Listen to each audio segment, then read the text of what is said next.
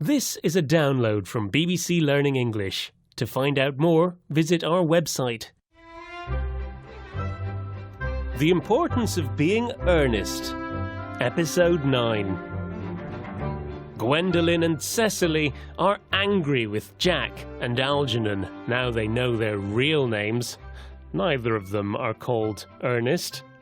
The two women are inside the house. The men come in, trying to look and sound cheerful.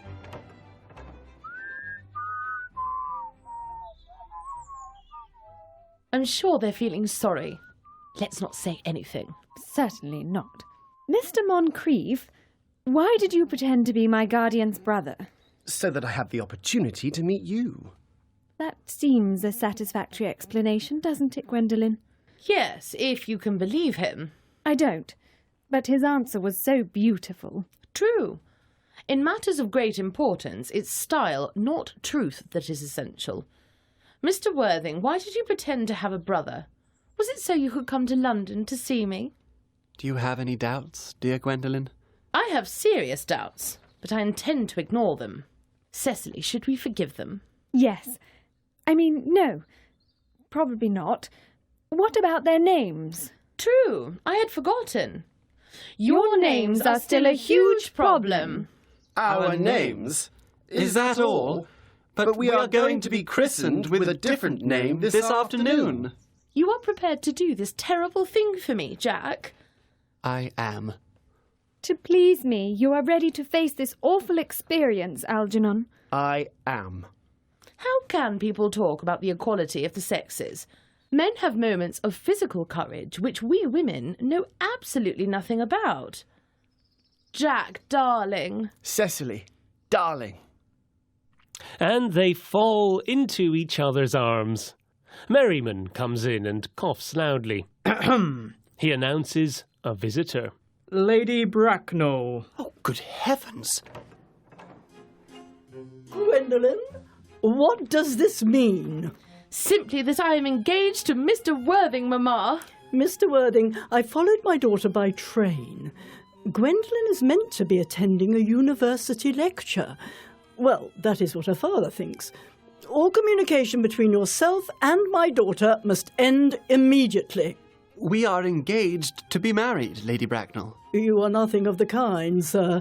And now, what about Algernon? Algernon? Yes, Aunt Augusta? May I ask if it is in this house that your sick friend, Mr. Bunbury, lives? Oh, no. Bunbury doesn't live here. Bunbury is somewhere else at the moment. In fact, Bunbury is dead. Dead? When did he die? Oh, I killed Bunbury this afternoon. I mean, poor Bunbury died this afternoon.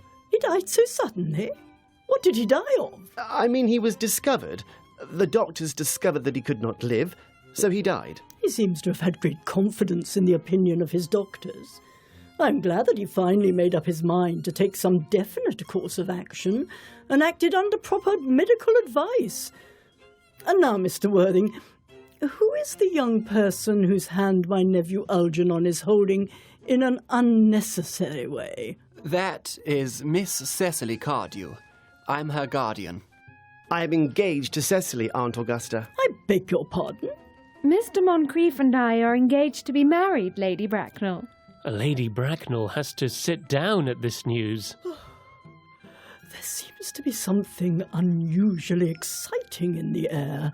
The number of engagements seem to be above average. Mr. Worthing, is Miss Cardew at all connected with any railway stations in London? I'm simply asking. Until yesterday, I didn't know any families or people whose origin was a station. Miss Cecily Cardew is the granddaughter of the late Mr. Thomas Cardew of 149 Belgrave Square, Gervais Park, Surrey, and the Sporran, Fifeshire. Oh, 3 addresses. That always gives me confidence. I am not unsatisfied. How extremely kind of you, Lady Bracknell. Now, Gwendolen, we have to leave. Just one thing, Mr. Worthing. Does Miss Cardew have any money? Oh, about £130,000. That is all. Goodbye, Lady Bracknell. So pleased to have seen you. A moment, Mr. Worthing. £130,000? Miss Cardew seems to me a most attractive young lady, now that I look at her. Come over here, dear. Turn round, dear child, so I can see your face. There are definite social possibilities in your face. Algernon? Yes, Aunt Augusta? There are definite social possibilities in Miss Cardew. I don't care about social possibilities. Never speak disrespectfully of society, Algernon. Only people who can't get into it do that. Now, Miss Cardew, of course you know that Algernon has nothing but his debts to depend on, but I do not approve of marriages for money.